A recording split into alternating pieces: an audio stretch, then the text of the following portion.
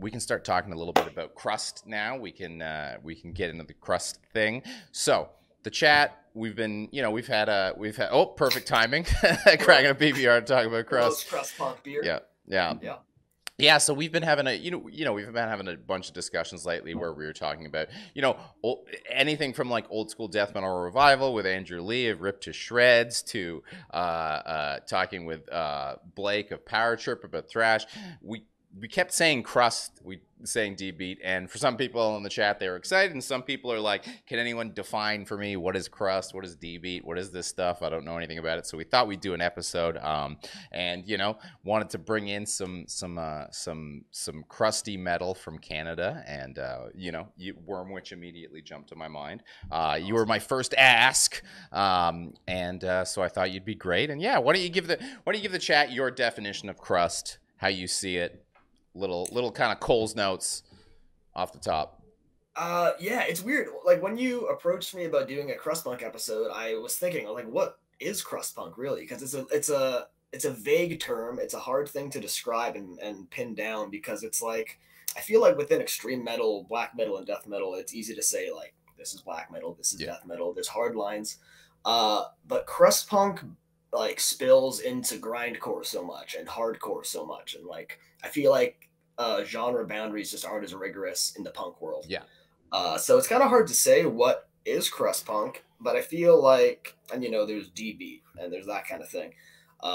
The way that I tend to look at it, I feel like D beat is a like subgenre of crust punk. Like it falls under the umbrella. I feel like crust punk is like a blend of extreme metal and hardcore punk, which describes a lot of different things. Like you could say the same about deathcore. You could say the same about like metallic hardcore, converge style stuff. But I think crust punk has a particular kind of like old school hardcore sound. It has kind of like a lot of down-tuned guitars and like a cold guitar tone. But I think it is best described by a particular set of bands, almost more so than totally words. Yeah. And yeah, it's interesting the way you were talking about with D beat being like a subgenre of crust, and the same kind of the way I was trying to explain to people is like I find a similarity between D beat and crust and first wave black metal and second wave black metal, where it's like D beat was the first thing. D beat came first and then crust afterwards, but then D beat became a subgenre of crust in the same way that like the first wave of black metal came out and then you had some time and then you had the second wave of black metal, and now if something sounds like the first wave of black metal, it's like black and roll, which is a subgenre of black metal. It's it like all that changes. That weird kind of morphing. And it's we all know Discharge is the proto of the genre. Yeah, that's what we're talking about it there. Yeah. We can click over, bring the tier list up a little bit. We'll be filling out a tier list. We got some album art in there. We'll be dragging and dropping. But yeah, I mean the definitely the kind of, and I mean it feels like a band that can really be in proto for a lot of stuff, and kind of if when I'm trying to explain to people why they should be listening to D beat and Crust, Discharge is such a good band to kind of make your point with, because it's like this is an to just put up an album, hear nothing, see nothing, say nothing, is 1982, so it's an old album, and the amount of extreme metal that is influenced by Discharge and just talks about Discharge as an influence, even if it necessarily doesn't sound it. Like a lot of people's favorite stuff really is, anything from how much Fenris loves Discharge to Celtic Frost and Hellhammer to I mean, even Venom taking stuff and Bathory, and you could just kind of go on and on and on, and yeah, they're kind of the band that I really think like you can't get a full picture of metal history without Discharge, which is kind of which is the reason. I feel like Discharge is probably the punk band that's influenced metal the most. Yeah. But also, I feel like they really fit with proto Crust, because I feel like their influence comes from like Black Flag and like the hardcore, like Crass, like hardcore of the era beforehand, but they were the first ones to really like stick to the D beat and I honestly, yeah, I feel like they're one of the first crust punk bands. Yeah, I mean, Uh, and you know, it's just if it's pretty easy to prove your point when there's like half the bands we're going to talk about are dis prefix or yeah, charge suffix, completely. like And just the ju- name, the word D beat, that yeah, kind of thing. right, Yeah. yeah, discharge beat, yeah. I mean, it's hard to think of a genre that so blatantly just goes like, it's that we want to do that, Mhm. than D beat, and I mean, you know, I mean the this album in particular, you know, Protest and Survive, people, if you're a metal fan that's not in it, hasn't really delved into D beat and Crust, you might have already heard that song from the Anthrax cover.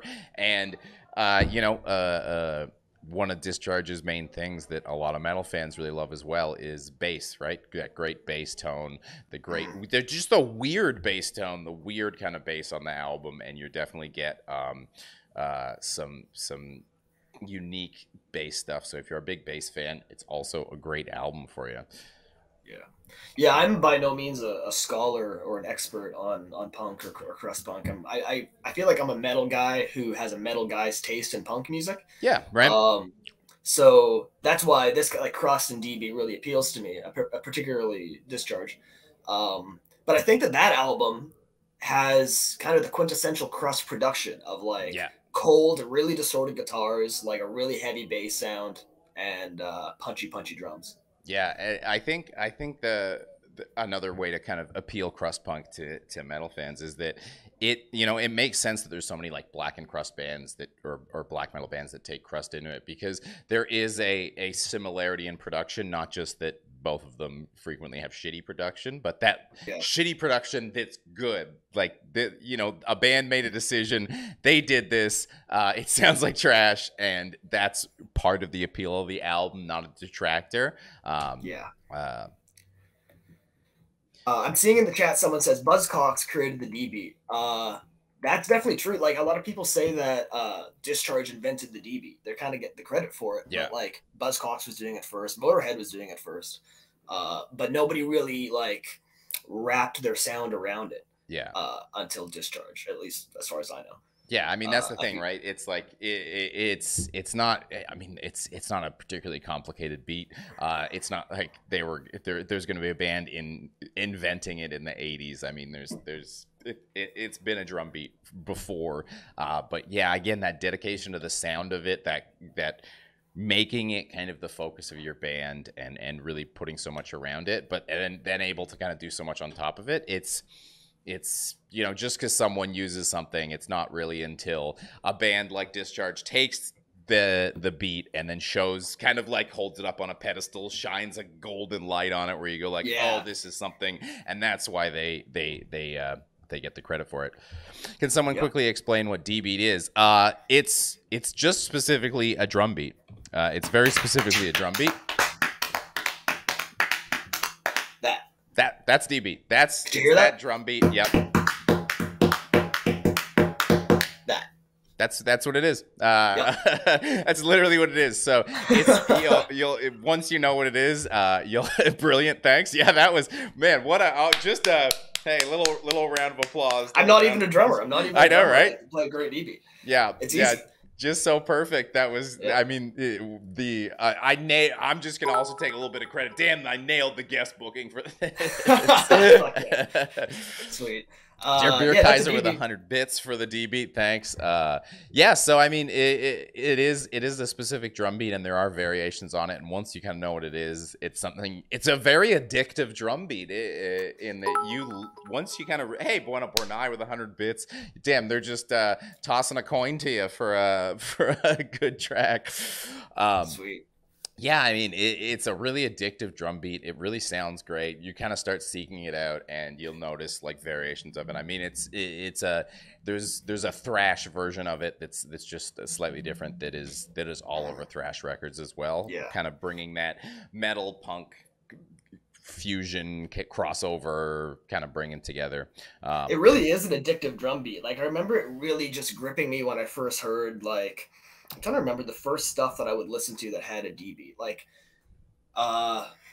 I don't know. It's hard to say. Like before I even really knew what it was or what the name was, those kind of sections in a song, a thrash metal song, or even like an old school death metal song would really Yeah. grab me because it has this kind of galloping feeling that I always associated with like riding a horse into battle. Yeah. Right. It has this just like go go go feeling to it that is super energizing and invigorating and just fucking sick.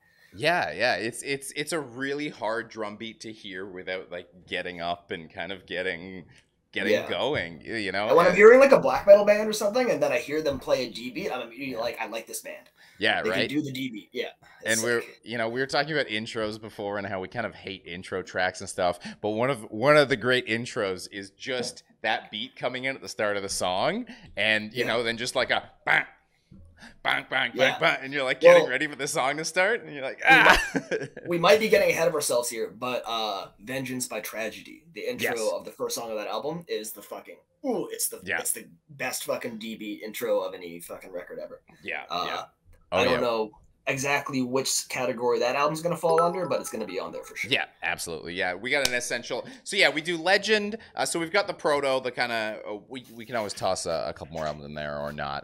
Hey, Metal Multiball, thanks for the 100 bits. But yeah, the proto we generally toss up there, and then we've got our legend. Where we pick one or two albums that, like, if someone was just like, hey, I need a Crust album, who are the Crust, the if we were doing Norwegian black metal, Dark Throne, for Crust, we'll talk about it in a second. And then we've got essential early, essential modern, and then there's a little category below that says the rest, where we can always toss stuff if we just want to acknowledge it. But yeah, we'll start with we got to pick a legend. Discharge is obviously pretty legendary, but again, it feels a little more proto. It doesn't feel like it was quite. I feel like it's legend though. It's also legend. It's so hard, I feel right? like proto would be more like the Exploited. You know what I mean? Like hardcore bands, like a band that isn't quite crust punk, but is definitely like crust punk wouldn't exist without it. I feel like a band like the Exploited. Yeah. Who else? All right. I mean, so it could be. Yeah. Are we gonna have to lock horns about that? Or are we gonna have there we go. I know, right? So I mean, there's a couple of options for the I mean, it feels like it has to. Someone mentioned Nausea in the chat, which we'll definitely talk about. But I think. Where'd that? Okay, there we go.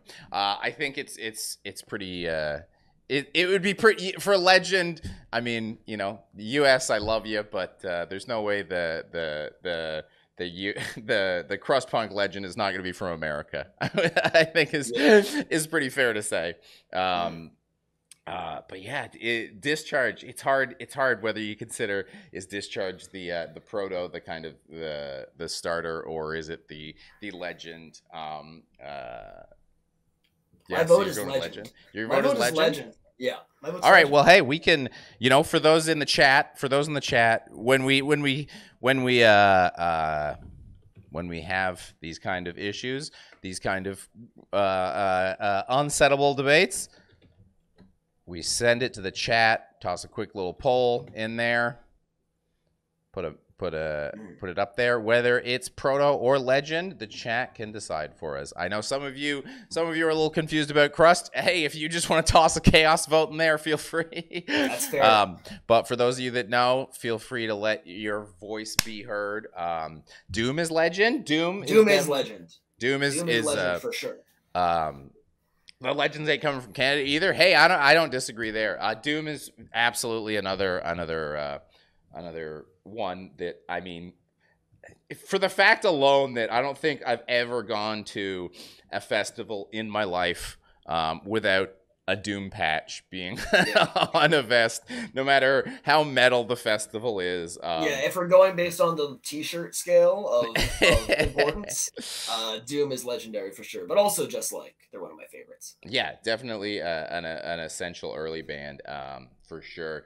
I mean, and the connection to metal, the connection to black metal is really apparent in that, this is a peaceful band, is the thing Mm.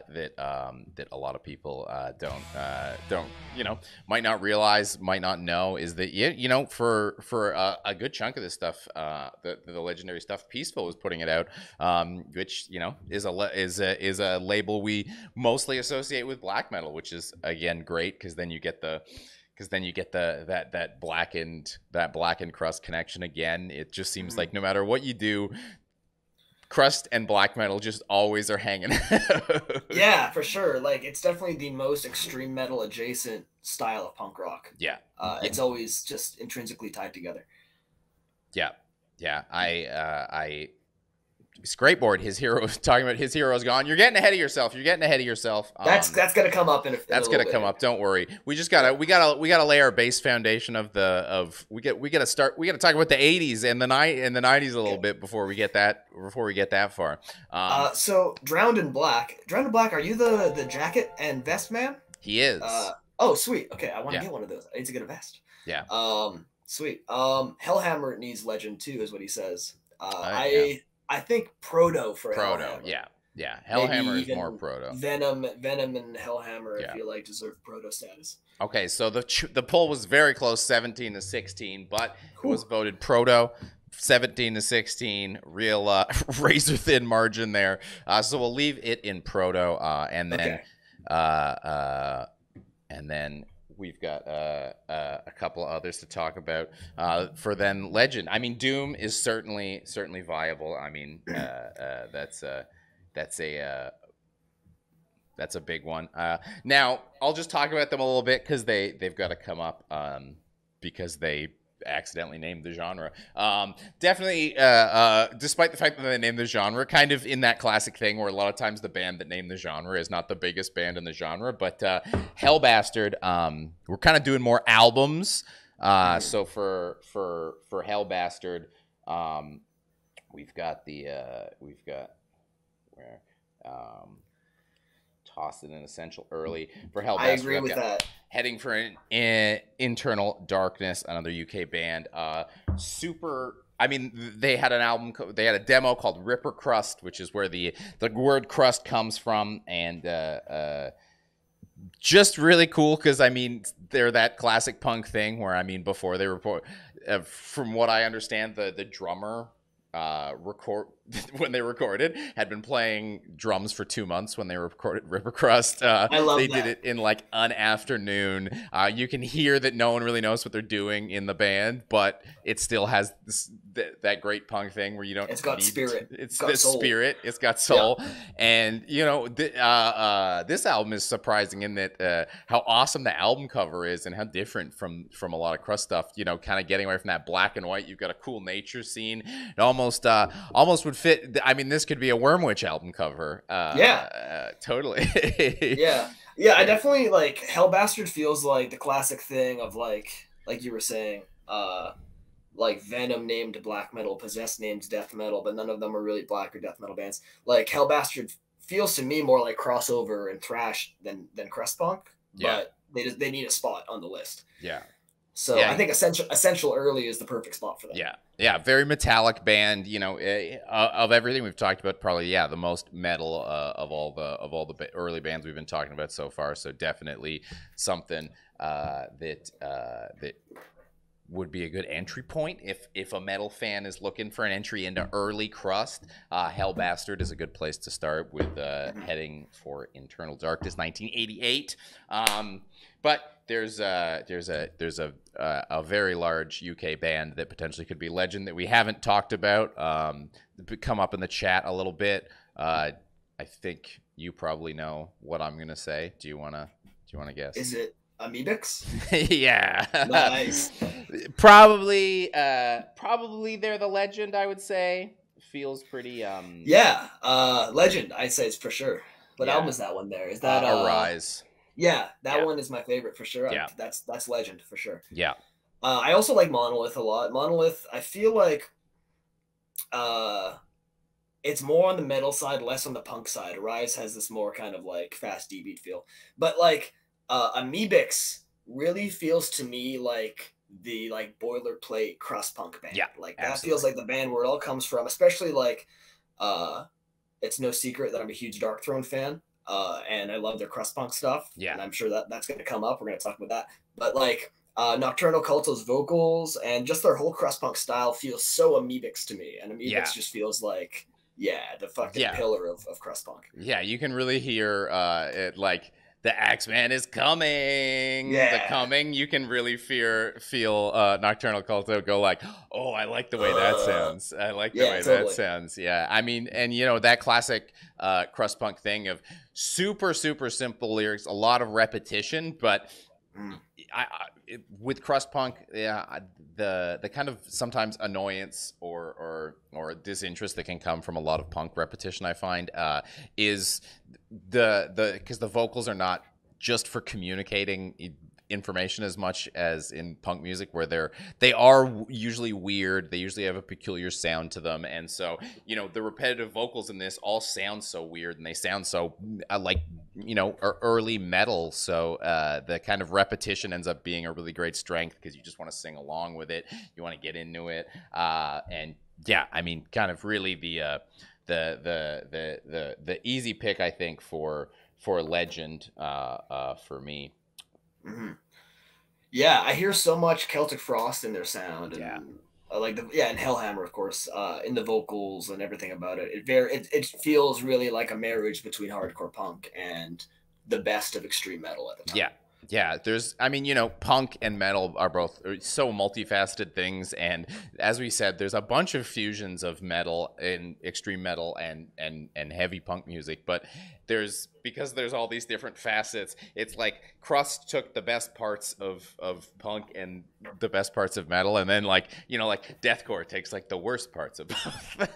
Yeah, totally, 100%. Like, Yeah, crust punk why'd is you do the it? yeah, it's the anti, it's the like bizarro world deathcore. It's Yeah. what deathcore should have been. Yeah, totally. But yeah, there's also a lot of other blends of hardcore and metal that are. I mean, honestly, I don't want to talk down about deathcore too much. I think it's a valid thing. I think that like it's not my type of thing, but it's cool if you like breakdowns. But like, uh, yeah, like I feel like other bands are probably. I see From Ashes Rise down there, but like those kind of bands, I feel like led to the the wave of like American metallic hardcore that happened, Yeah. which is definitely not so crusty, but is definitely related. Yeah. Yeah, you know, again, it's really a genre that, despite the fact that it is so kind of off the beaten path, the influence is super widespread, super into everything. Japanese crust punk is sick too. Yeah, I mean, there's Japan. I mean, I look Japan. There's probably whatever genre you're talking about. There's a great Japanese scene of it. They really managed to take almost every scene and just do some weird Japanese twist on it and make it absolutely awesome. Mm. Especially their Japan is like a wild card. I know, really, you can kind of play it anywhere. Yeah. Uh, yeah. So I mean, off the top, again, another potential early band. It's kind of hard for a list like this. I had to cheat a little bit, and I picked the compilation, the Punk Terrorist Anthology 1, to talk about from Nausea, because Nausea not a band that really coalesced into a strong album at any point in their Mm. career, but Honestly, a lot of these bands are like what you can find on like Spotify and stuff is compilations of a few EPs and splits and random stuff. A lot, yeah. I feel like there's more of a motivation in metal music to put out an LP. yeah. But a lot of punk bands are like LPs that were put together by labels 10 years down the line. Yeah, right. And it's, I mean, and there is a really interesting divide between the American and the UK scene, kind of very, you know, very similar to a lot of genres in metal, where you get that it's the same music, but the sound is super different. With the Americans, a lot more common to get what Nausea does great, the two vocalists, where it's like it's not like two members of the band, there's like backing vocals from the guitar player. It's like we have two vocalists. Here they Yeah. are. Which, yeah, you don't get as much from Europe, especially not from the UK. And so, you know, the UK get those great those great old school punk British vocals where you kind of, do get the accent still coming through even though they're singing. And Nausea doing the kind of complete opposite with, you've got your guttural kind of lows and the highs, the dual male female action going on. Really cool band. But yeah, again, a band that never really got together and recorded an album and put it out. Just was firing out anything they made as soon as they got 3 songs together. Yeah. I think that leads us to Disrupt very well. I think Disrupt is a similar band that has a lot of those same good points. In terms of vocals too, the like several vocalists and on and off, like highs and lows. Yeah, Unrest is such a sick album. I think that album's like 1996 or something like that. Right? 94 like, even. Okay, yeah. Yeah. What year is that Nausea album? The Nausea album is a compilation of stuff that happened in like late 80s, early 90s. I think it came out in 96 maybe. Yeah, Nausea is honestly not a band that I'm very familiar with. Like, I've definitely heard it, but yeah, again, I feel like as someone that predominantly listens to metal, when a band doesn't have an album, especially like an album that really is amazing, you kind of go like, I want an album. Like I need at least 25 minutes. I need to sit down for at least 25 minutes. I need to marinate in it. I need to like sit there and feel it for 25 minutes, half an hour, and then I'm like, I know what this band is. I got a grasp on this band. Yeah. So I mean, I've got the white and black and red cover of Disrupt Unrest because the photo one's a little spicy for Twitch. Yeah, just like dead guys OD'd on the cover and shit. You're like, that one holy is shit, untouchable though. I love that kind of thing. I love collage art. I love that. That's the thing with punk that I love is collage art. Yeah, and we're getting a little bit of that coming back in metal too. It's creeping over. What was it? There was a great metal album that came out this year that had a what's the one I'm thinking of? Chat. What's the recent? This is gonna drive me crazy. I'm trying to. What kind of metal? What's it sound like? Give me a hint. It was the I think Gravesend. There was a music video which was like kind of like one of those collage music videos where it was just all this like brutal New York City from like the 70s and 80s. Okay.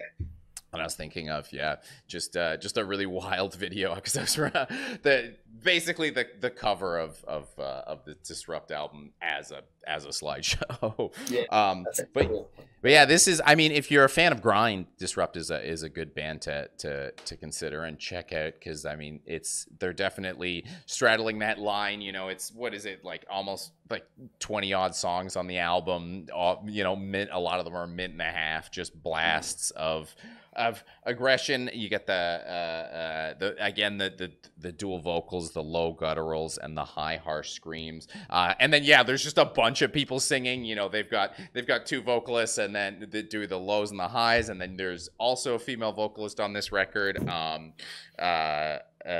Just super chaotic, super grindy. But then, in the tradition of Crust, every once in a while, just breaks into like a totally Motorheady guitar part. Mm-hmm. Yeah, the solos and that kind of thing. It's like rock and roll guitar playing, which I love. Yeah. Speaking of, Crust tends to blend with the grindcore a lot. There's a lot of bands that I feel like are essential Crust bands, but I'm like, is this too metallic, too fast? Like, I really wanted to bring up Extreme Noise Terror. Extreme Noise Terror. I didn't have them loaded. Are you familiar with them? They're another band that's I want to call it crust punk, but it is definitely on the like power violence side. Yeah, I don't know them as much. They're sweet, similar to Disrupt. Similar to Disrupt? They put out a record I think in the mid '90s. I'd call that essential early. Yeah. But we're working with what we got here, I think, right? Well, I mean, I can always, if there's something, especially if the chat's vibing it, Retro Rye, Extreme Noise Terror with like 6 exclamation points. I got some stuff loaded, but I can always just make us the focus again while I do a little adding a couple of album covers to the list. Okay. If you want to add, what's my favorite Extreme Noise Terror album? It's probably fucking Retribution. I think that's kind of their classic. Retribution. Yeah. Everybody's talking about dystopia. Everybody wants us to get to dystopia. Okay. It's definitely coming, but I think is it essential early or is it essential modern? Like Human Equals Garbage is their early. Like I'm not a mega dystopia guy, but Human Equals Garbage is awesome, and the self-title is awesome. But one of them I think is kind of earlier. One of them's a little more modern. So I'm not really sure if they count as essential early or essential modern. Yeah, that's something we'll have to kind of like. Again, you know, a great band if you're trying to appeal to metal fans. Trying to get them into it. They have a lot of crossover sound to it. A lot of different metal influences in there. And you know, yeah, this is one of those weird ones that straddles the line because we're 94, so it's not impossible. It's not completely out of the range of early. I guess it kind of just comes down to how we want to define the sound. I think I'm leaning towards essential early for dystopia. But honestly, they're another one of those bands that's like, this could be called grindcore or power violence or something like that. It's really not like quintessential boilerplate crust punk, but it seems to be everybody's favorite band that they call crust punk. What was the Extreme Noise Terror album you said I should pull up? Retribution. Got it. Loading it. Here, let's get the switch. All right, so what's that? While I download this, give me another one you'd toss up there. Are we looking at essential early, or are we just kind of we'll have to get down essential early to 5, and we should we're still talking about early. Yeah, get the early kind of base foundation lay down. If we have a couple of extras, we can then move on to modern, go back and see kind of where we're gonna lock in to our 5, because. Again, it's always so funny where I go like I'm preparing these things and I'm coming up with ideas and I'm like, crust punk, is that going to be too like narrow, and how are we going to be able to? Is it going to be enough of a debate between what you? And then I start doing it and then it's like, oh fuck, how the hell am I supposed to pick? How the hell am I supposed to pick this? Hey, Lava Squiddy, thanks for the sub, thanks for the 3 months. You get that bronze B beside your name, much appreciated. I feel like part of the fun here is that. It's really up to interpretation. It's kind of a subjective term. Yeah, totally. Like, I want to say that Scum by Napalm Death is kind of a crust punk record. All right. Yeah. How do you feel about that?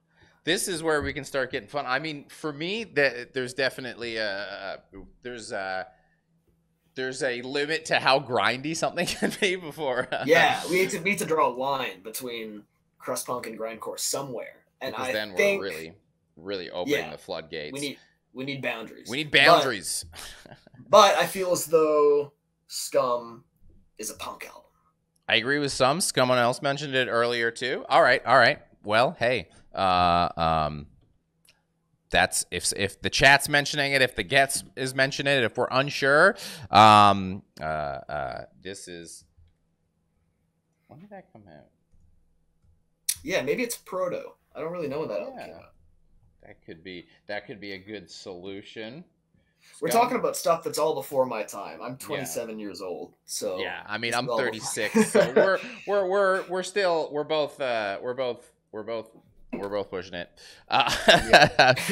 We're both pushing it as the experts. But hey, we don't always need a man in the street. You know, we can observe it from on high with the benefit of hindsight. We got the bird's eye view, and the chat is there. Hopefully there's some older guys in the chat. Tell us about what it was like at the time. So yeah, we'll put it. Is it proto? Because it could be considered proto. I mean, it's early enough, and it could be considered essential. So poll in the chat. The chat can decide. If we already got some Godzilla's, I disagree. I feel World Downfall by Terrorizer is a better grind crust bridge than Scum. So yeah, this is what counts Scum by the percentage of D beat blasts. Yeah, do blast beats have a place in crust punk? Well, I mean, you know, it does fit really well. There is so much blackened crust. It is, and I mean, you know, it's interesting because again, you've got that kind of a genre defined by again that connection with black metal. A genre frequently defined a lot by its drum beat. Yeah. But maybe the blast beat is kind of what brings it into grind Outside territory. Maybe that's where the boundary is. Yeah. Yeah, this is look Maybe. at this. Look at this. You're saying you're not an expert, and then you're bringing these thoughtful insights. What a perfect guest. I'm completely speculating. This is all just I'm just wondering. I'm just exploring. Well, hey, that's what we're here to do. We're here to wonder. We're here to where'd the old tier list go? We lost your tier list. Come back to us. Come back to us. Did I accidentally close something? I did accidentally close something. How did I close that? That should not be closed. There we go. Is that fixed? There we go. There we go. Little technical issue. Little technical issue. It's live. It's live. These things happen. These things happen. The chat seems to say proto about Scum. All right. All right. Let me. I don't think the poll's done yet, but looks pretty unanimous. Pretty unanimous. Well, there you go. I mean, this is great. This is we're getting a little. It's always fun because I come up with a list, you know, of what I think we're gonna end up talking about. I come up with a list of what's going to be covered, and then our guest in the chat, you know, open things up, and we all get to learn, and we get some homework to do afterwards, and it's a good time. It's a good way to learn more about tunes. Yeah, I'm seeing lots of bands mentioned in the chat that I don't know. I'm gonna probably listen to all of them. Yeah, right. It's 100% proto. 100% proto. 100% proto. So another band that's come up a bit, that again is kind of one of those notorious names, and is a little bit, you know, it depends on how D-beat something is that we're gonna consider. I guess it's a subgenre, so it could just be we just have D-beat in there. It could be that, you know, D-beat's too sub. I don't know, but Anti-Cymex has been mentioned a couple of times, and just a really fun band. I love that band. Yeah, that band's a huge influence on Wormwitch. Honestly, a lot of these bands are. I haven't really been talking about that, but like Anti-Cymex for sure is like a big band that we listen to and are like, yeah, this is the sound. A lot of that like Kong Swedish stuff is really a big influence. But I was thinking Legend for Anti-Cymex. Legend? I was thinking so because like it's kind of hard to separate Legend from Essential Early. Yeah. But I think Legend is maybe a little bit more of a opinion based thing. And I want to put Anti-Cymex in Legend. All right. Although Scandinavian Jawbreaker is my go-to album for Anti-Cymex. Oh, God damn it! We can do that. We can do that afterwards. Okay. So Anti-Cymex. We do frequently have two legends because, you know, there is frequently kind of two you know, main kind of branches. I mean, admittedly, with this, we have a little bit of three, because, as I said, you know, I think we can all agree that the U.S. sounds a little different. So we have a poll in this chat for Anti-Cymex, whether they're a legend or Essential Early. But if you're talking about Crust, I think, you know, the U.S. is probably the third country that comes to mind after the U.K. and Sweden. So it would, you know, a U.K. band and a Swedish band would certainly make sense in the legend category for Crust, just because, you know, there is certainly a bunch of important American bands, but truly the kind of really long-term, very fertile scenes are really the UK and the Swedish scene, where, man, the amount of Swedish Crust, like, that they just Crust and D-Beat, that they just there is one of the things that I hate about D-Beat and Crust not being on Metallum is that it would just be so great to be able to like just have somewhere where there's a list of all of them, because I'm sure there's like 100 amazing Swedish Crust bands that we don't know that are just sitting there playing away, releasing an album every year, and I just would love a list of that, because, man, that Swedish sound is, you know, Sweden sure knows how to make some goddamn music. Absolutely, man. Yeah, Uh, Honestly, we haven't even started talking about Martyrdom or Dysphere yet. That's a yeah, whole fucking conversation in itself. yeah, yeah. Um, but about the legend category and having like an international little group of bands in there, maybe Dystopia belongs in legend category as the American representative. Okay. Yeah. Do you So agree? okay, yeah, we could have the three scenes represented. Cuz this is, I mean, it is very much three different sounds within a genre, and each kind of creating their own little pocket of the. Yeah, all right, all right. You Yeah, know what? Hey, where I was bending and breaking and stretching the rules here. And if the yeah. guest suggests it, my attitude is, hey, that's fair game. So the poll, anti-Cymex, fits in the legend category. Um, okay, but we A can few only have. people in the chat are saying put Doom in the legend category, but like we need to draw a line between Yeah, legend and essential early. It like yeah, uh and what's the difference there? What should we say is the difference? Because Doom is definitely also essential early crust punk. yeah, totally. I feel like just anti-Cymex. How many? What was it? Anti-Cymex just coming, this album, Arise, coming out 3 years before the Doom album. I think War Crimes, that would be in there, kind of, makes me feel like, okay, anti-Cymex first. I mean, they certainly have the kind of name recognition and the kind of widespread nature of Doom, and it just feels like they're probably the band that they both, you could take away, there'd be a large hole, and the landscape would be different if they never existed. But Yeah, anti-Cymex, to me, I don't know, for some reason just feels more consequential. Not to say that Doom isn't consequential, just that anti-Cymex is so consequential. yeah. I guess it's also kind of a numbers thing. I feel Yeah, like Anti-Zymex, like Doom, is a very successfully underground band.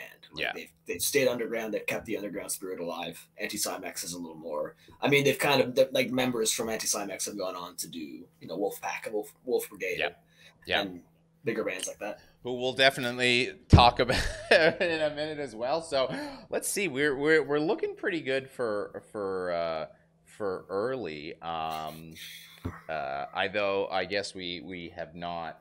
Um, what are we missing in early? Because yeah, once you start getting to the mid '90s, we start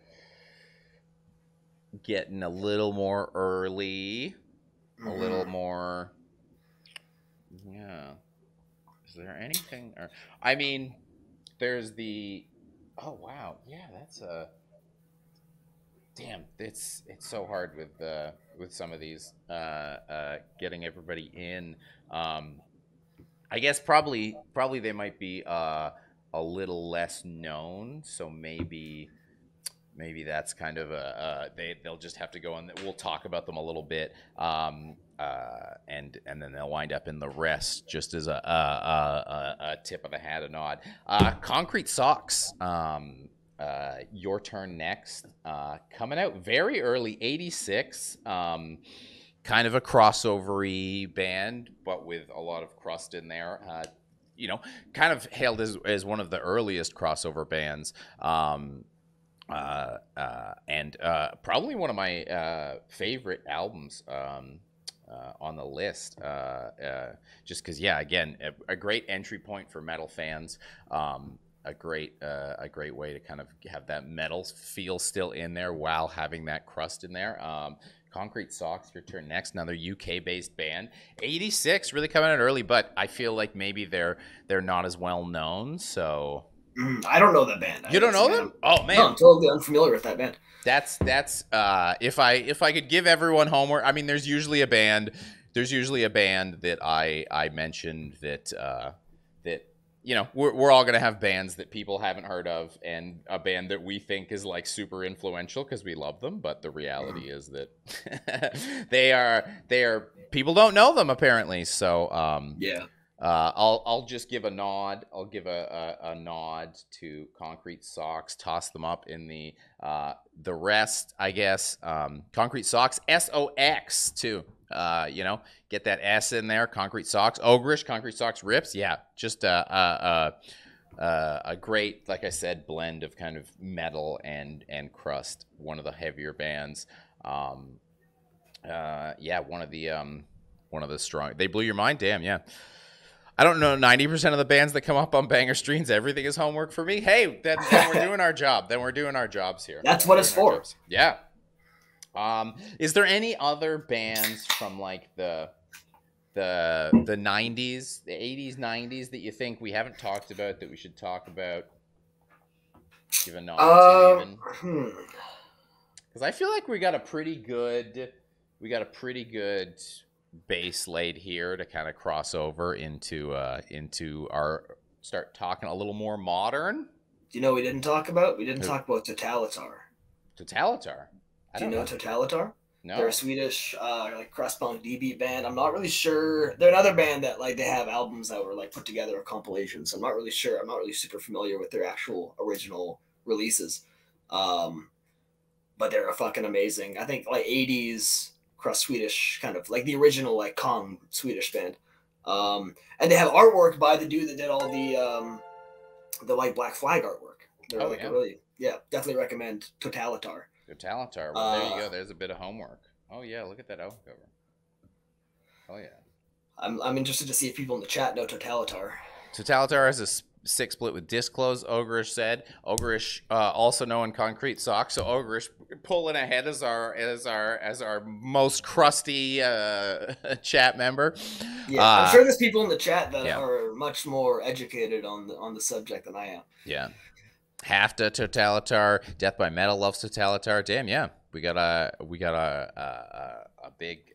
Ogreish also mentioning Deviated Instinct, another one. Damn, yeah, there's I'll have to check out Totalitar. There's like I said, always wind up with homework. So that seems to be my main piece of homework for today. I think you'll dig that band for sure. Bandcamp. No, damn, full album. Here we go. Toss a star on it. There we go. Done. Nice.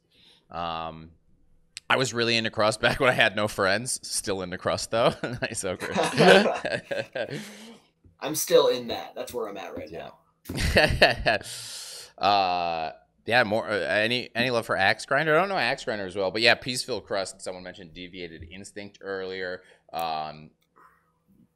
Again, one of those bands that's kind of blending and blurring the line between metal and crust, kind of more death metal-y in there, and then have that great kind of like almost like raw black metal production and feeling. Super rough, super cool. Probably not. I don't know if Deviated Instinct is as well known to put them in the legend, but again, a band I really like and will give it the old tip of the hat too. Very cool album cover on Guttural Breath too. Again, one that's a little more metal in the artwork. Yeah. Axe Grind, Rise of the Serpent Men, 1989. Rips. Yeah. Bolt Thrower. So yeah, Bolt Thrower is one of those bands where I feel like they don't need to go in a Crust list, but definitely an acknowledgement of Crust. Crusties love Bolt Thrower. Bolt Thrower is. But if it's anything, it's Proto. I feel. Proto, and obviously it's kind of one album, maybe two albums, and their bigger contribution is to the world of death metal. So that's kind of how we decide sometimes stuff like that, where we go, okay, yeah, sure, Voivod's first album, pretty crusty, but not really what they're known for, not really what you'll kind of think of the band for. So they can get their nod for their great contributions to other scenes. But yeah, I guess we should start talking a little about modern. Mm-hmm. And I feel like the list of albums you have that covers at the bottom there is basically a great list of essential modern crust punk. Well, thank you. I tried. Yeah. Tragedy Vengeance is like for sure my first pick for that slot. Yeah, absolutely. I mean, it's Tragedy is frequently the band that I tell metalheads about. Frequently the band that I'm trying to if I'm trying to get a metalhead into Crust, into D-Beat, Tragedy is kind of the frequent go-to for me for that, Mhm. just because such a heavy band, really frequently it embraced by the metal community, plays a lot of metal shows, played a lot of metal festivals, and yeah, just so heavy, so cool, and yeah, that a very clear sound that is the same. It's Crust. It's definitely Crust. It's definitely D-Beat, but it's got a modern sound to it. It's got a unique sound to it. Tragedy is really kind of, the head and shoulders above the rest in that sound. But yeah, that neo crust, as people call it, that kind of, there's something. It's a little. It's you can see someone playing it that isn't like their life isn't falling apart. They're Yeah. not a mess of a human. They don't have a dog. They don't have a dog they can't afford to feed. That's Yeah, kind of yeah. that's my Vancouver crust punk kind of litmus test, is the dog you can't afford to feed. Yeah, right? Uh, Yeah, so, Tragedy's starting to sound like people that might have jobs. yeah, which sounds good. I like the job sound. I like Yeah, the I have a job sound. yeah, the I Have a Job It's sound is melodic. great. Yeah. Yeah. Yeah, Um, there's definitely a bit more melodic to it. There's more of there's certainly more of an album feel to stuff like Tragedy, than a earlier Crust, where it feels more like a kind of collection of songs. yeah, Vengeance front to back is just a really just solid album. The whole thing. Yeah, yeah. I mean, Tragedy's whole catalog is pretty solid, and also I always love to shout out Tragedy's first band, Death Threat, all one word. The TH is shared. They're the band that would become Tragedy. Again, if you're looking for some, well, a little lesser known, but again, some great DVD crusty stuff, and a good kind of, if you really like Tragedy, it's always cool to see where bands you really love come from and where great bands come from, and frequently they come from other great bands. Yeah, for sure. Yeah. And I think right next to Tragedy, From Ashes Rise, Nightmares is kind of in that same sentence. I feel like it's that same kind of crew of bands and the same very similar sound. Yeah, yeah, and there's that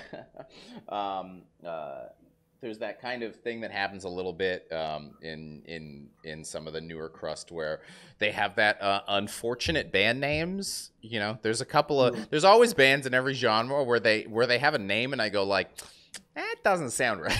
Yeah. From Ashes Rise, and also mentioned a little earlier, His Hero's Gone, really sound like not what the bands sound like to me. But it makes it stick, I feel like. When Yeah. that like kind of makes you kind of like perk your ear up and remember that name. Yeah.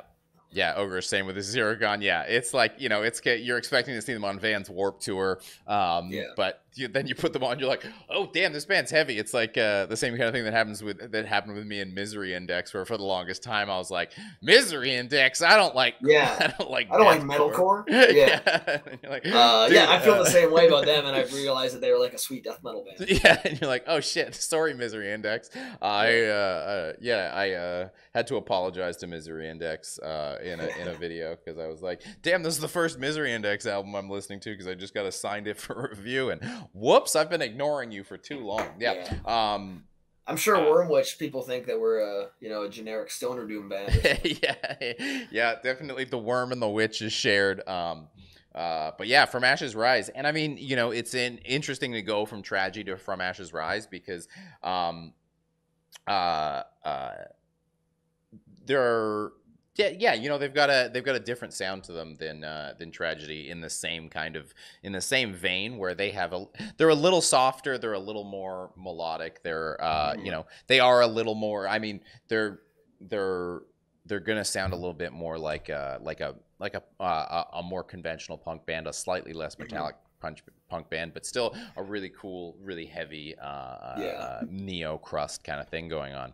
That kind of stuff really, it blends into like His Hero Is Gone and Cursed and that whole generation of, I feel like that's kind of early metallic hardcore stuff. Yeah. But I feel like that is past the boundary. That is into like, it's too post Crust to be Crust. But From Ashes Rise, I feel like it's just behind that line. Yeah, totally, absolutely. Had homie Smothers had a homie who throw a bolt thrower or a power metal band. It's a great name for a power metal band. It truly is. It is. Also, the artwork I think would probably cause you to believe that. Yeah, right. You can't see the bottom of the list. Yeah, you don't need to see the bottom of the list right now. We're talking about Essential Modern. At the bottom of the list is where we put some albums that we want to acknowledge, but that might not kind of fit in with everything else. It might not quite make the list, but we you know, a good place to toss a quick shout out to something we're excited about. The first time I saw Wormwitch, thought it was a Stoner Doom band. Sephiroth. Yeah. I mean, you know, it'll happen. It'll happen. But hey, at least we're kind of like that, but just fast. Yeah. Like, if you took a Stoner Doom song and played it really fast, it's kind of what we sound like. Yeah, there you go. Yeah, yeah. So you know, that's how you're getting them in the door, and then you're expanding their horizons. It's great. Exactly. It's great. Exactly. Yeah. And you know, yeah, at least you're not quite as far off. It's probably someone that would like Wormwitch, also like Stoner Doom, so it's not a terrible thing. But, yeah, I mean, you know, we all love Stoner Doom. It's definitely an influence. Yeah, I would not like a band called From Ashes Rise, but I do like From Ashes Rise. is the difference there? Yeah. Okay, we need to talk about Skit System. Okay, yeah. Are you familiar with Skit System? Skit System, I know. I'm less familiar with them, so I didn't have them. I know. I mean, I know of them because of the At the Gates connection, right? Mm-hmm. They are At the Gates connection. They are an Essential Modern band. I have to put my foot down on this one. Put your foot down? The guest is allowed to put their foot down. All right. They need to be an Essential Modern. And what album am I putting in Essential Modern? It's in Swedish. I got to read it off my phone because it's in Swedish. Absolutely, yeah. Gravard / Svarta Tankar. Got it. Yeah. Yeah, Skit System is one of my favorite bands. Yeah, I mean, the chat agrees. The chat agrees. Yeah. Skit System on the list now. Retro Ride, Death by Metal, Godzilla's Skit System is great. All right, hey, there we go. You've spoken. Skit System got me into crusty shit because I'm a poser, baby. Me too. Hey, there you go. Well, hey, as long as hey, it doesn't matter how you get in there. It's you get in there. If Stranger Things has taught us anything, it doesn't matter how you get there as long as you get there. Yeah, honestly, I feel as though like Metallica being in Stranger Things, I feel like metal is becoming just accepted in the mainstream so much more than it was like 5 years ago. I know. I mean, people are whining and dragging their feet, but I'm like, shut the fuck up, dudes. Yeah, I'm like, for one, as a musician, I like a bigger audience coming to metal music, but also it's like, I feel like music in general, you look at hip hop and pop music, it's all much edgier than it used to be. It's much less safe and much less clinical and sterilized. I think it's a good sign. Yeah, I mean, Metallica being in the biggest TV show on the planet at the moment is a good thing in my opinion. Yeah, I mean, I'm having like reverse Metallica with Stranger Things, where I didn't watch Stranger Things because what I say is not enough kids died in the show. I'm always like, look, if you're gonna have this many kids and this many otherworldly horrors, some of these kids gotta go. You can't just be killing adults. Give me some dead kids if we're gonna be doing this. That's a very fair point.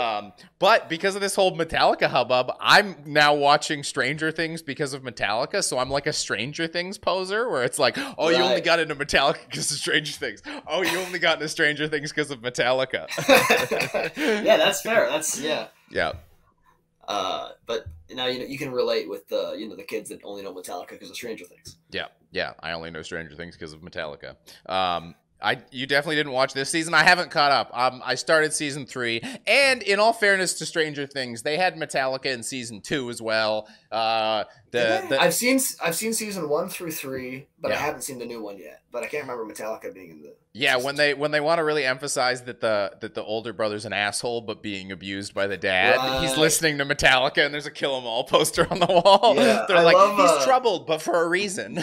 Yeah, that's always the kind of like classical troubled teenager thing. Is like he listens to metal and he's a psychopath. Yeah, but I think that as from what I've seen, the new Stranger Things season actually represents a metalhead in a positive light, which is Yeah, good. so yeah, I'm pretty excited with that too. That's why I'm watching it. So yeah, I mean, there's like, you're seeing it creep into fashion, you're seeing it creep into pop culture, and it's, Creeping into fashion for sure. Like yeah, I walk down the street where the Versace store and stuff is in Vancouver, and I'm seeing boutiques that have like metal artwork yeah, on but it's like it's the brand name of some like obscure, high fashion $2,000 t-shirt company. yeah, yeah, But it's totally. all like it's got like a long sleeve with print down the sleeve, like death metal Yep. style graphic design is like really trendy. It's weird. Yeah, you're just gonna be walking down, and that Wormwitch long sleeve is gonna be hanging in one of those. You're in That'd be cool. the hell? I mean, yeah. I mean the Wormwitch, the font you guys chose for the sleeve has a bit of like a streetwear vibe to it, a little bit, a little bit. Yeah, I think streetwear has a Wormwitch vibe to it. Oh, there we go. Yes. What's on the? Is it the drippy logo on the sleeve of that one? No, it's Worm on this one, and then Witch on that one. Right. Yeah. I think that's Arial font. I think that's Arial at bold italic. Yep, it is. That's exactly what it is. So if you ever wanna, Yeah, no, my parents are printers, so I get all like fonts, printing. This is part of the reason I nerd out about this. I love fonts. Yeah, me too. Most of I'm not great with Photoshop, but I'm always kind of making like the Essential Crust album stuff up there, where I'm just on 1001 fonts, putting in all kinds of random words to try and get to like something that sort of looks like what I'm looking for. This font came about from me I wanted like a spiked font, you know what I mean? Like, yeah, because that's so classic Crust to me, and I couldn't find a spiked font that wasn't like $10, and I was like, I'm not paying $10. That's not Crust at all. It is not Crust for me to pay $10 for a font. So this is the closest spiky font I could get. Yeah, dafonts.com is as punk as it gets. Yeah. That's the DIY fonts. Yeah. Hey, Smother in the chat. Is that Noah? Is that Noah from Smother in the chat saying he's doing a black metal logo for his hardcore band? I hope it is. My buddy from Smother. Dan Lord Blaine made an album cover in 2 minutes for my band in his chat. I do that sometimes when I find it. It's so fun. The less time it takes, the better. Like I'm not with everything, but in a lot of ways, like with graphic design and like making things kind of DIY, I've learned to just think about it less and just throw some shit together, and it always kind of like works out and looks cool. Yeah, it's Noah. It is Noah. Hey Noah. Fuck yeah. Middleman Forever. Blaine, when you're finished with the last one, can you post it on Instagram or something? Yeah, I think I'm gonna start posting them in the Discord. It's one of those things where I kind of it's the classic end of workday. The instant the stream's done, I'm like, I'm gonna go, and then I go eat and be a pile. But yeah, I gotta do that, because this one especially, I feel like there's we're giving you some homework. We're giving you some homework for sure. How did we get here? Oh yeah, Metallica and Stranger Things, which is hype. And we were talking about D-Beat at some point. Yeah, Metallica's pretty punk. Like Kill 'Em All. Punk. Yeah, Kill 'Em All's got some D-Beats in it. Yeah, certainly. Well, but there's D-Beats, like Lars doesn't really play the proper D-Beat. He doesn't do the like. There's like a kind of like lax D-Beat that the like melodic hardcore bands play, and I think that is kind of the Lars thing where you like skip a kick drum. So it's not really a true D-Beat. Well, take that, Lars. Take that, Lars. Lars getting dunked on as per usual. Yeah, he really needs to get taken down a peg. Not enough people are shitting on Lars. Yeah, clearly. No one's really going at Lars. Yeah, we need to fucking okay, we should let's get back on topic here. Let's get back to this list here. Yes. I see Dysphere Live the Storm down there. Yes. That's an essential modern album. Yeah, absolutely. Dysphere, again, one of those what year? Let me double check the year. Yeah, 2008. Again, that Sweden thing. And I love that, again, to bring the similarity to metal, that there's like a sub-genre of crust punk, that there's a bunch of crust punks that go like, oh, you like mainstream crust, like you like mainstream death metal. That's something that Dysphere does that not a lot of other like D-beat crust bands really touch. Like they have this really nice production, and it sounds just gigantic, and like it has this kind of almost like melodic death metal thing to it, which is really cool. And yeah, a lot of people I'm sure look down on it for that, and it kind of is a bit of an outlier, but it's also just an awesome record. Sounds huge. Yeah, totally. I mean, 2008 Sweden. It's that thing, right? Where I mean, similar to melodic death metal, where they just like they injected a bit more fun into it. There's a little bit more rock and roll swagger coming out.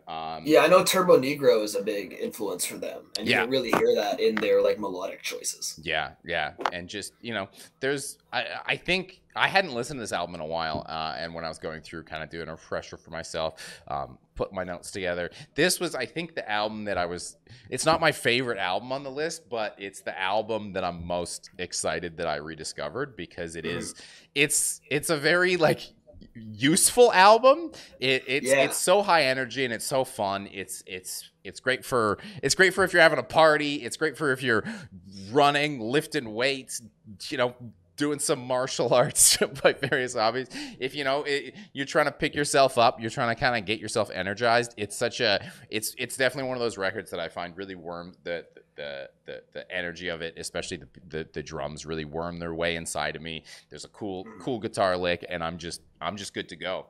HM2 guitar tone, I feel like it's just a classic important thing. I think honestly probably a lot of these bands are using that like HM2 guitar tone, but they're not like filed under HM2 bands the way that we do these days. Live the Storm is fucking rad. Damages Gabriel, first record on the list that I've already heard. Well, hey, if you liked it, then good news. You have a bunch of records that sound very similar to it that you can get excited about and listen to go with that. Well, there's definitely a couple more, obviously, modern bands that we can talk about. Now, I don't know, again, there's always a band that's like my favorite on this that it generally is a little more modern that I get really excited about, and Banger fans. Hey, Bird Nuts, thanks for the 2 months. Hey, Blaine guest, never heard Crust, but I'm taking notes. Love to hear it. Yeah, always love to expose people to some new music instead of always talking about music they like. So the shirt, I'm wearing their shirt, Alpinist. They're a German band. They had a couple of albums, really cool. I don't know if enough people, if anyone's heard of them, it's probably because I yell about them every once in a while. I don't know them. The first one, my first time working with Banger before I was like actually hired by them was coming on a Lockhorn's Death Doom, and I was like, easy pick, Hooded Menace. And at the point, this was like maybe like 6 years ago, and everyone in the chat was like, who's Hooded Menace? And I was like, what? And then it's kind of become a running theme where there's a band where I'm absolutely like fanatical about, where I'm like, what? You haven't heard them? So I don't remember how I uncovered this band, but they were in Germany, and this record came out in 2008, 2009.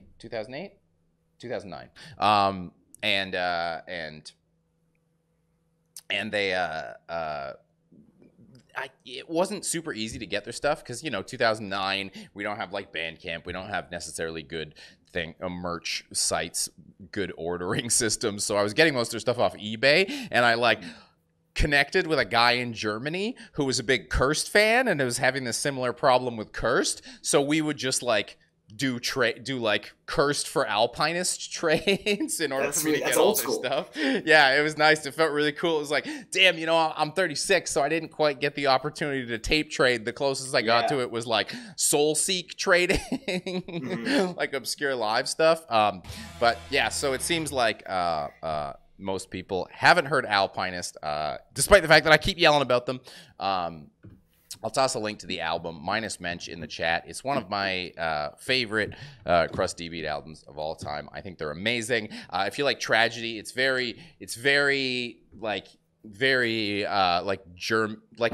Germans doing tragedy is the way I describe it, where there's definitely a distinct kind of like German sound to it, but it sounds like, yeah, German tragedy, which is, you know, the Germans are pretty good at some fast hardcore adjacent metal. Mhm. So quick Yeah, I'm gonna shout out check to that out them. for sure. Yeah, Alpinist. Um, Hey, uh, I'm drinking these beers. I gotta yeah. take a quick bathroom break. Can you Yep, no problem. hold down the fort for No 20 problem. Here, seconds? we'll be back in a minute. I should take a quick bathroom break as well. This is a Okay. quick pause. This is your opportunity to take a bathroom break, chat. Get up, stretch your legs. Meet me back here.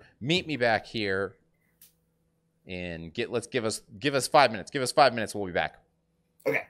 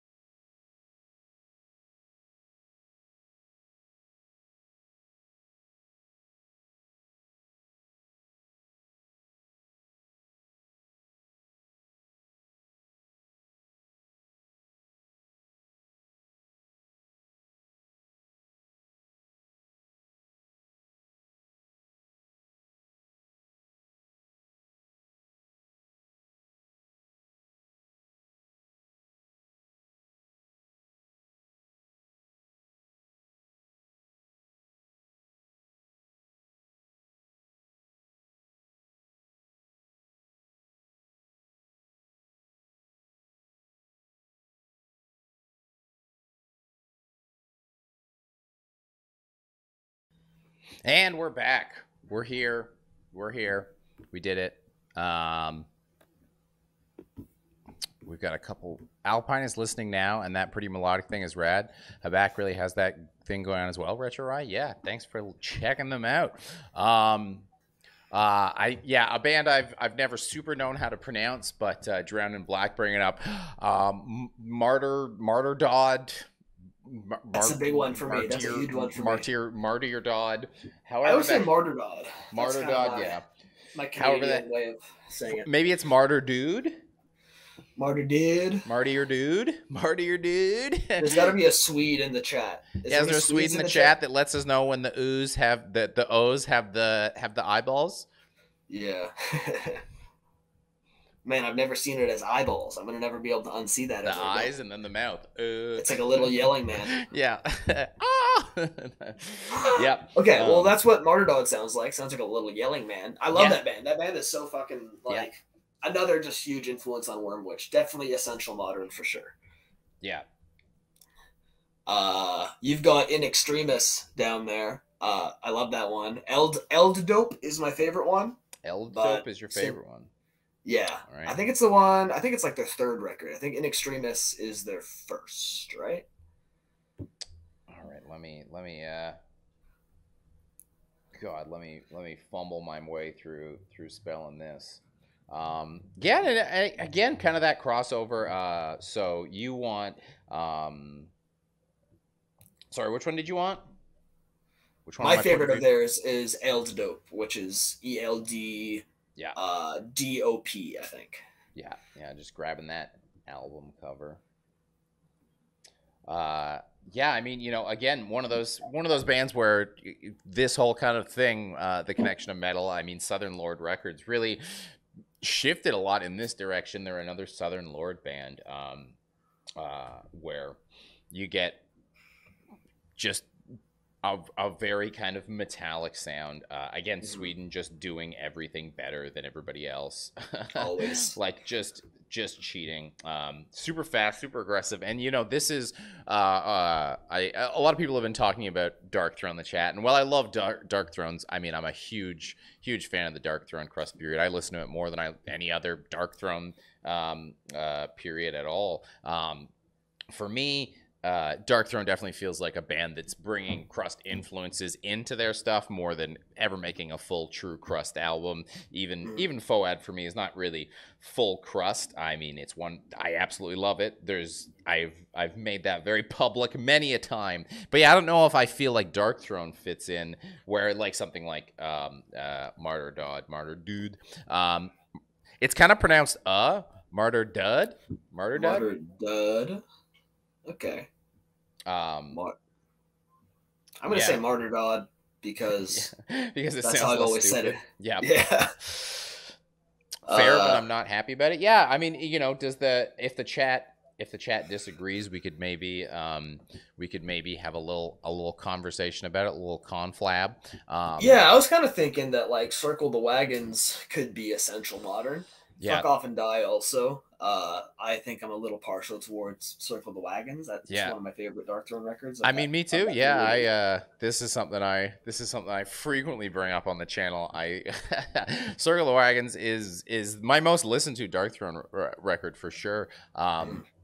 And I mean, I love everything about the album, the songs, the cover.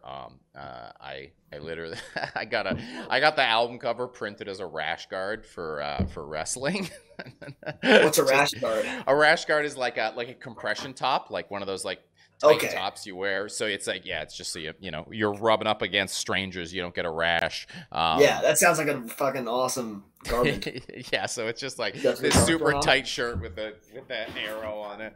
Yeah. Yeah, for sure, one of my favorite albums. Yeah, the only thing for me being that, yeah, I don't know if it's Dark Flow influenced Crust influenced Dark Throne. Yeah, it's the circle of Dark Throne or the circle of Crust.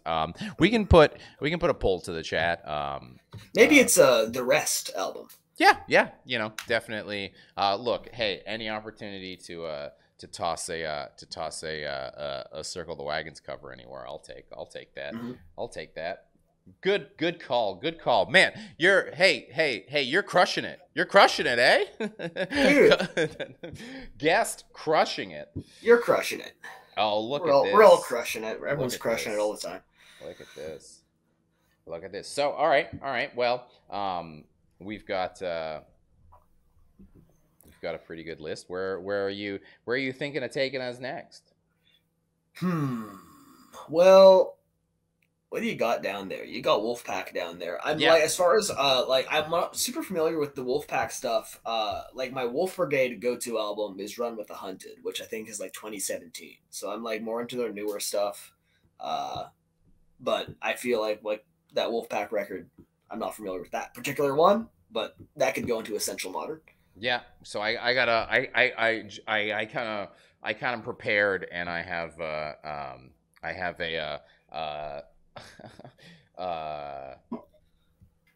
I have shoot, WebP file. God damn it. I have a Wolfpack and a Wolf Brigade album on there Okay. because so yeah, for those of you that don't know, there's a band called Wolfpack slash they were Wolfpack, Swedish band, fantastic. Uh, Wolfpack, and then I don't know why they changed their name, I'm not sure either. No, I don't. I but also don't really know when. It's at like some point, yeah, Yeah, Run with the Hunted was my first one that I really got into of theirs, and then I really like the newer one, the yellow one. yeah. I think it's the enemy reality or something along those lines. Uh, so I'm definitely kind of a newcomer to that stuff, and I know it's the same vocalist as Anti Cymex, right? Yeah. So you got the anti-Cymex connection. You've got the it's kind of fitting in great with the uh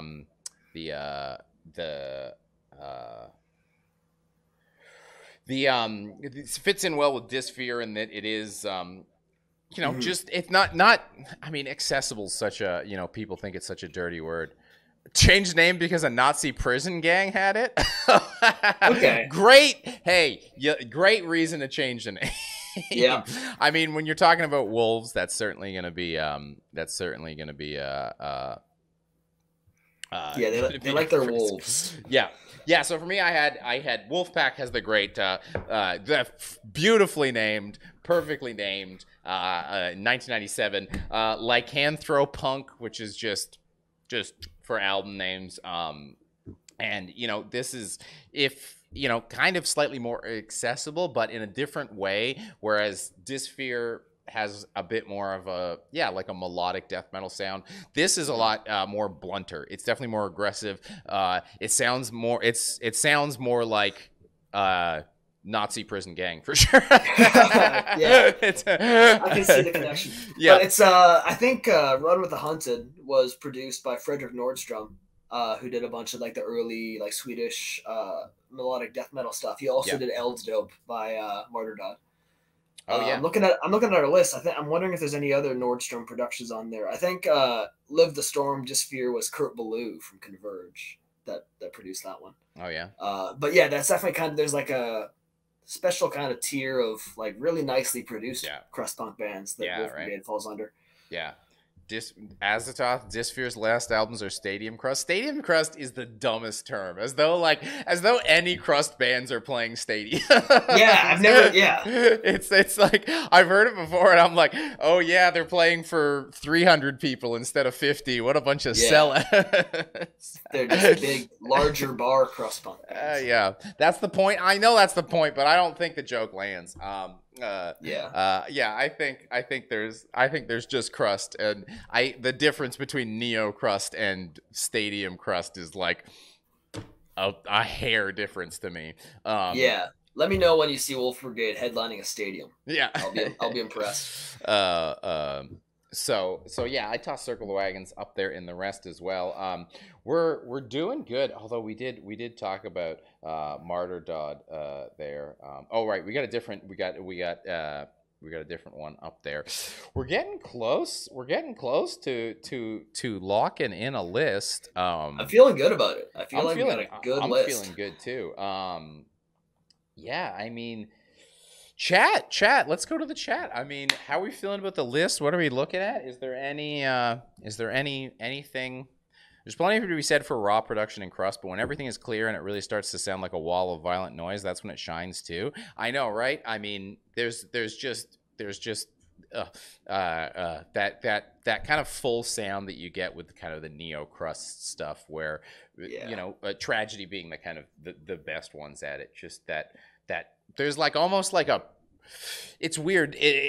There's almost a prettiness to the sound, but it's not bright in any way. It's not like positive in any way. It's really Yeah, like well, that's what I aggressive like about bummer. higher Yeah. end. I like that about higher end production is that like yeah, it's got this cleanliness to it, but it also just punches harder. Like there's an amount of like impact that you can get out of a nice kind of higher end metal production that you don't get out of the raw stuff. But there's a Yeah. very fine line. There's a very like dangerous tipping point between being like overly clinical, overly cleaned up, Yeah. and having like maybe less attack and impact than it could have.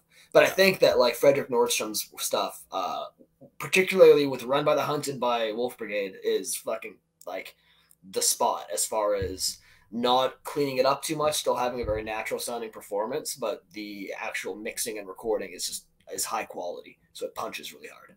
Yeah. Yeah. Um, Oh, I mean, there is a good point in the chat. No Japanese bands feels like a problem, which I is don't true. like really know any Japanese crust punk bands. Like that's just not something that I has crossed my radar Yeah. enough. All right, chat. No one's trying. You're not trying to prove how underground you are here. You're not trying to come up with something super off the disclose. Yeah, disclose is a good. Disclose is probably the choice. Jism as well. Yeah, disclose is probably Victims is from Japan, I think. Yeah. Yeah, I think Disclose is probably the one I would I would I would put on there. So let me once again. I'm wondering if you or anybody in the chat is familiar with Dishammer Dishammer? from Spain. There's just something so funny. Dishammer right here. Dad Hammer. Dishammer from Spain is so fucking sick. They have an album called Vintage Addiction. That's one of my favorite crust punk albums, and it's just it's very, very dark throat. It's very like black metal crust punk. Vintage Addiction by Dishammer. Definitely check that band out. Dishammer is pretty solid as a top. Life is also essential to crust. Yeah, Life is great. But yeah, dis. I'm getting all the disses. Disclose is. I feel like Disclose is probably the. Because I mean, there's plenty to be said for finding the cool underground, but finding the kind of the one that makes the most sense. And yeah, I think Disclose is probably the Disclose. Gotta have Japan represented. That was definitely you're right, chat. Hey, when you're right, you're right. When you're right, you're right. It's always the diss bands. Yeah. Mm-hmm. Yeah. It's definitely one of the funnest parts of the genre for me as a moron, because it's so fun to just. I love this band over here. Yeah. It's always funny. It's always funny. I can do it all day. Sometimes sometimes it's only funny to me, and I'll still keep doing it because I love it. Diss in front of things. Dishammer. It's just so elemental. Diss Stadium Crust. Diss Stadium Crust over here is driving me crazy. But I love that attitude of like naming your band after another band. It's this like totally. Very selfless, like non-ego thing to do. Yeah. And it's just so punk. I love it. Yeah, for sure. I mean, there's the whole like, like we're fans too. We love this too. The reason we do this is because we're excited about it. The reason we talk about this is because we're excited about that. That's totally the attitude that I take towards playing music. It's like, I'm doing this because I'm a music fan. I'm doing this because it's a huge privilege to be able to like get involved with this thing that I love. I know, right? I mean, it's I don't play music. It's literally my life is just being like, every video, I'm talking about a band I like, but I'm also gonna wear the shirt of a different band I like, and hope you look up the band on the shirt as well. When I do a review and I'm scrolling through the comments and there's a bunch of questions like, what shirt is that? What shirt is that? I'm always like so stoked because that means that someone like just looked at the shirt and went, damn, I like that shirt. I want to like this band. And that's I think that's one of the best things about metal is just t-shirts. It's so weird to me that people will in normal life wear t-shirts that like intentionally wear t-shirts where they're like, oh, this is the t-shirt everyone's wearing. This is the t-shirt I like, or this is the t-shirt for a very large thing. And then with metal, you're like, I found a t-shirt that only one other human being on the planet will get and be excited about. But if I'm going to wear this shirt. I'm waiting for the day that until I see that guy and that guy sees my shirt and he appreciates it so much. It's going to be the best day of both of our lives. Yeah, totally. You're going to make somebody's day when they see you wearing their obscure favorite band. Yeah. Yeah.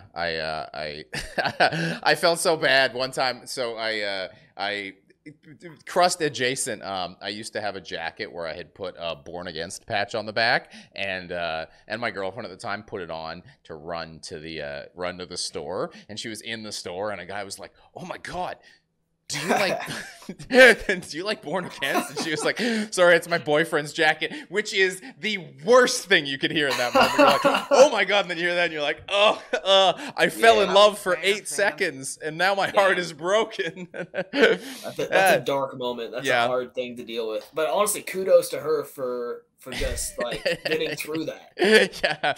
JD, thanks for gifting this up to Ogrish, one of our true Crust fans in the chat.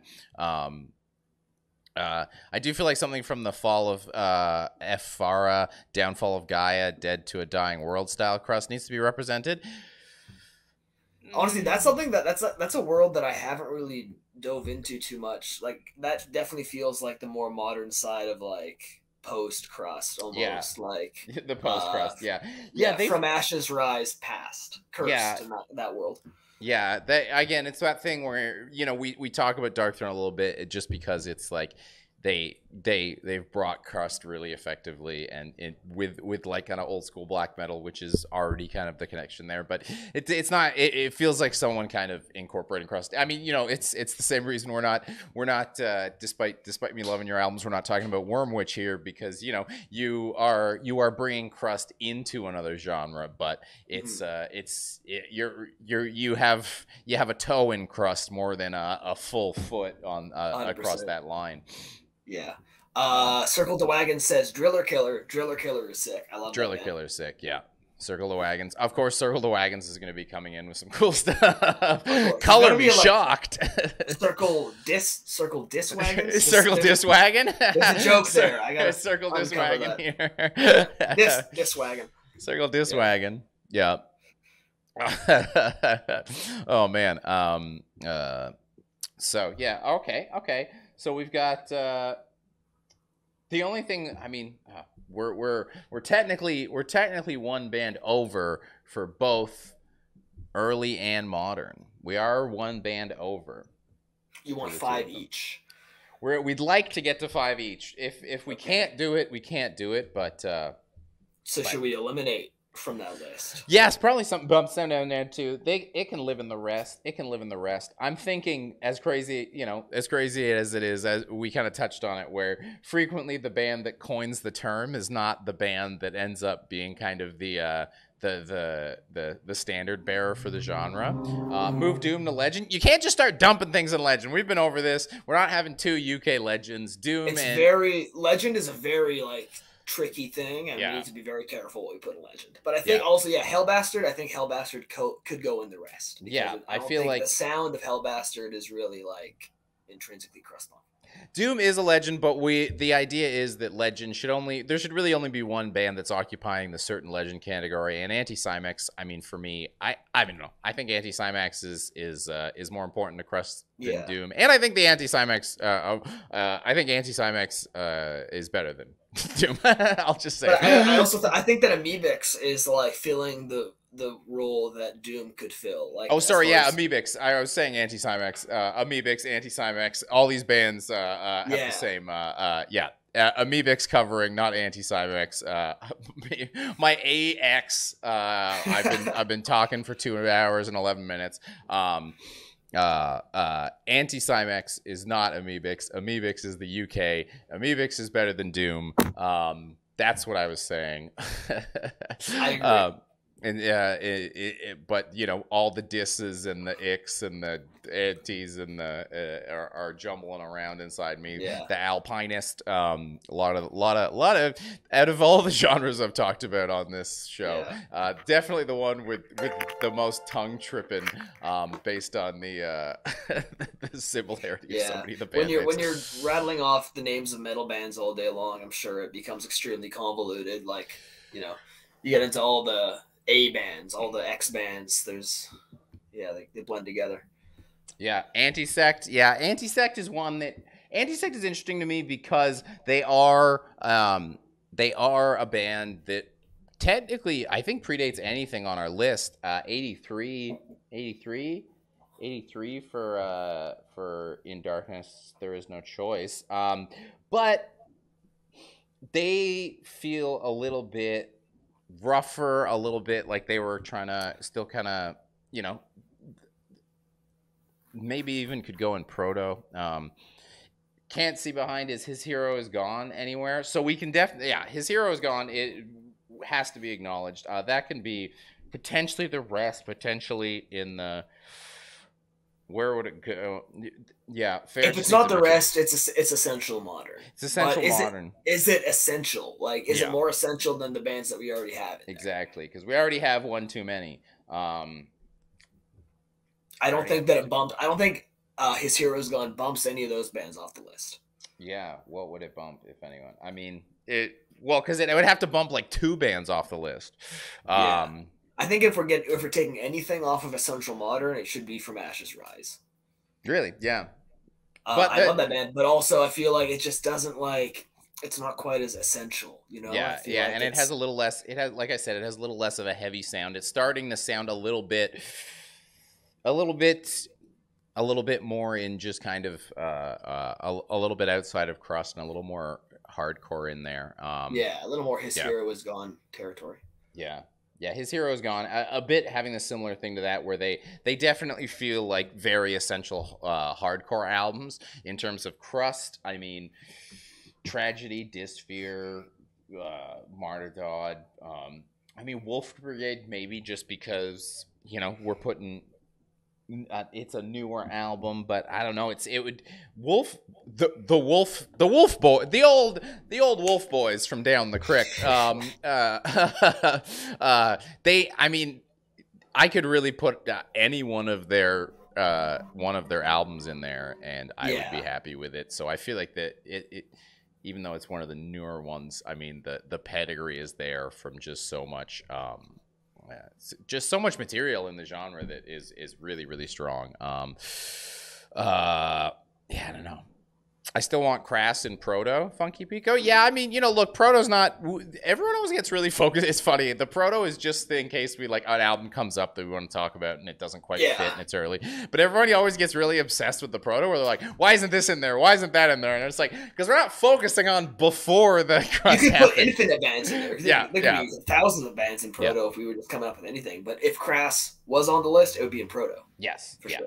Yeah, but I feel like again, Crust and Crass. I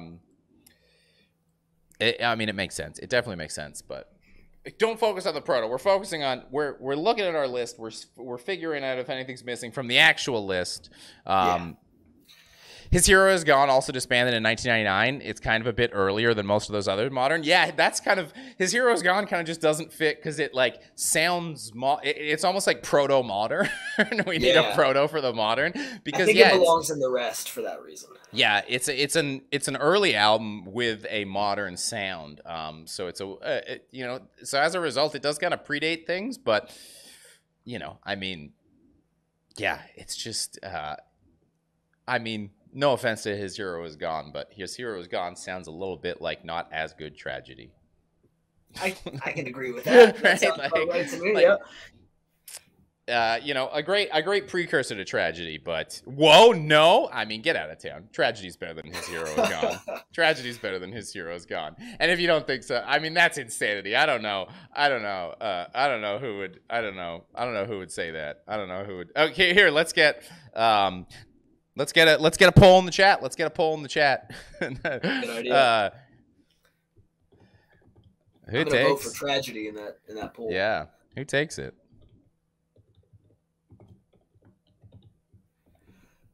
I just don't know His Hero Is Gone as well as I know Tragedy. Like I just don't listen to that band so much. So maybe they are more important. I don't know. I don't think so. Disagree. So yeah, who takes it? Tragedy, His Hero Is Gone. The chat can decide. Do you want to be right or do you want to be wrong? That's ultimately the choice you can make in the chat right now. Do you know what you're talking about, or are you insane? Are you asking me? I'm asking the chat. I'm asking the chat as a whole. I'm asking the chat as a whole. I straddle the line. I have a foot in both worlds. His Tragedy or His Hero Is Gone. Do you want to be right or wrong? What do you want to do? I think Tragedy is taking the lead. I'm seeing it in live action right now. Tragedy I know, right? It's exciting. Yeah. It's like Tragedy versus His Hero Is Gone. 8-7, currently sitting at. Get voting, chat. Tragedy, pulling ahead. I'm looking at our list here, and I like it. I like our list good. too. It feels like a very good list. It feels like it's getting pretty done, unless some crazy person is going to tell me His Hero Is Gone is better than Tragedy. But I don't think anyone's that crazy. I don't think anyone's that crazy. I think that democracy is saying that Tragedy's better. Which is democracy is always good and never wrong and always never. It always works. It always works 100% of the time. It's always 100% of the perfect. time it works. 100% of the time. Yeah. I prefer a zero, but I listen to them way more. When has democracy ever gotten anything wrong? See, Azatoth, you're right. Never. Never. Do we add a Japanese band anywhere? Yep, we've got. Hey. Speaking of tragedy, there you go. Yes, we did add a Japanese band. Democracy on a Crust stream. You're right. Anarchy on a Crust stream. No matter what wins, I'm still putting. No matter what. Oh no! Oh, did Azatoth spend some money at the end? Oh, a dead tie. Oh damn. A dead tie. Damn. How do we deal with that? Well, I mean, when it's a dead tie, the people with microphones get to decide, and both of us pick tragedy. So democracy is out the window. Yep. We're the fucking leaders of this. This loose collection of humans naturally bonded through choice in an anarchist commune. So we made the decision. Yeah. Okay. Exactly how it should be. His hero's gone and tragedy should both have a place. You're right. Tragedy will live in Essential Modern, and his hero's gone will live in the rest. They're both on the list. They are both on the list. They're both acknowledged. I'm not trying to say his hero's gone isn't a good band or isn't important. I'm just trying to say tragedy's better. Can't believe the word dreadlock hasn't been mentioned once. They've been wafting around.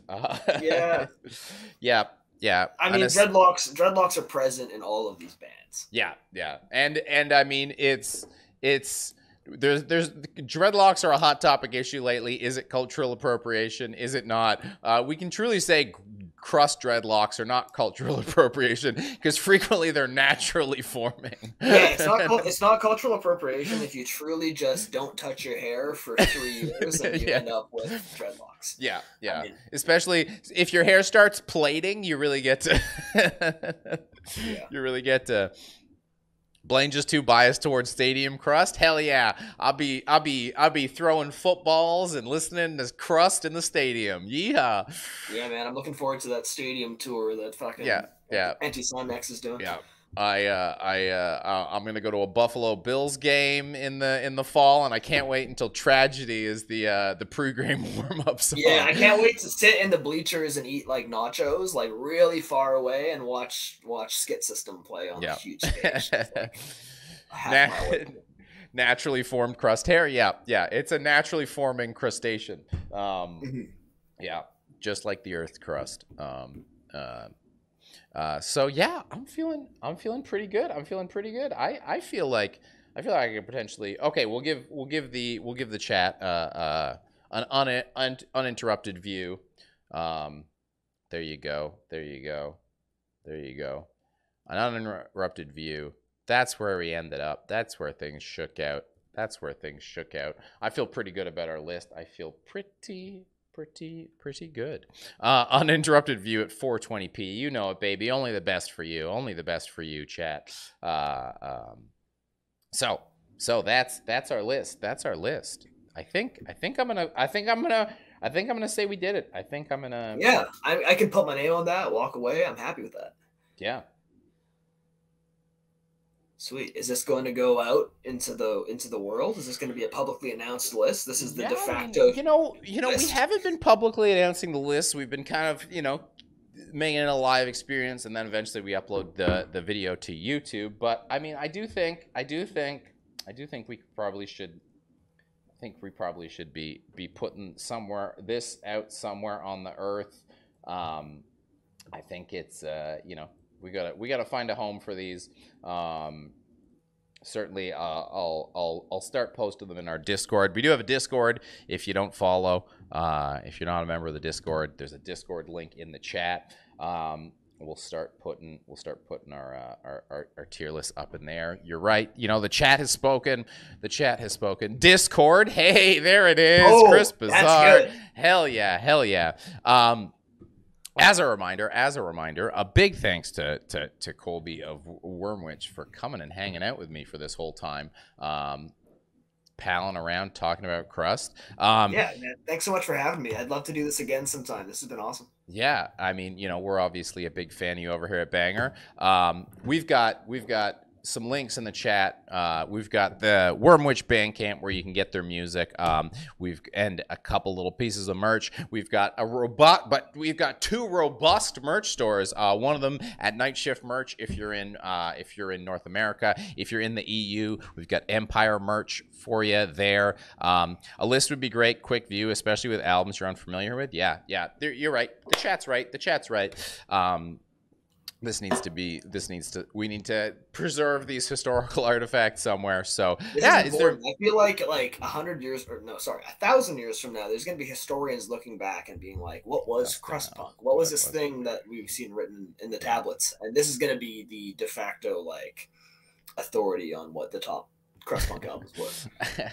Absolutely. We got some good Derek Jarman. Thanks, guys. I can't believe that you've ignored all calls for fall of Frafra. But clearly you're happy to be wrong. I am. Love it. Yep. Love it. And yes, all these lists need to be published somewhere permanent and easy to find. Yeah. I think I'll start making I'll make a channel in the Discord and we can lock it so people won't be interrupted, and then put a text list below. And yeah, this is very optimistic to think society will exist in 10,000 years. Look, our brains will all be computers. We'll live in the Matrix, so it'll be super easy to find these lists because we'll put them on the internet and they'll never go away. And yeah, we'll be brains floating in tanks. We'll have direct connectivity to the internet. We'll have all knowledge just immediately accessible. We'll be able to listen to every crust punk record ever made at the same time. Ooh. It's gonna be great. And our noses will be gone, so we won't even be able to smell it. So there'll be no downside. Exactly. Yeah. But we'll still have dreadlocks. We'll be able to put little dreadlocks on the brain tanks. Yeah. Lord Directions says, got lots of homework today. Big love to Colby. I'm the Irish guy, always bothering you guys on Wormwitch socials. I'm guessing we've got a come to Brazil, but Brazil being Ireland chant from Lord Directions. I'd love to go to Ireland. Yeah. Thank you for bothering us. Anything else you want to plug? Anything going on? Anything else? No, we got a single that we put out a couple, maybe last month or two ago. You can go listen to that. We're just kind of writing and working on some new stuff right now. So, if you want to check us out, just keep your eyes peeled. Yeah, we got a mystery split coming that apparently is going to be a little on the crustier side, which is exciting, especially, based on the episode, it works perfectly. Nice way to promo that. Nice way to get the interest peaked for that. And just a big thanks for hanging out with us. We really had a great time with you, and